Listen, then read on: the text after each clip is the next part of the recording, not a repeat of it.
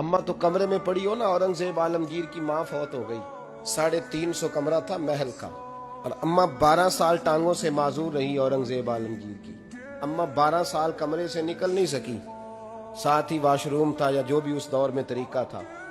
اورنگزیب جب محل میں آتے تھے تو پھر بھی سیدھے اماں کے پاس جاتے تھے، اور جب واپس نکلتے تھے پھر بھی اماں کے ساتھ۔ اورنگزیب کی ماں کا جنازہ اٹھا تو اورنگزیب نے رونا شروع کیا، پھر سالوں بیت گئے پر اس کے آنسو خشک نہیں ہوتے تھے۔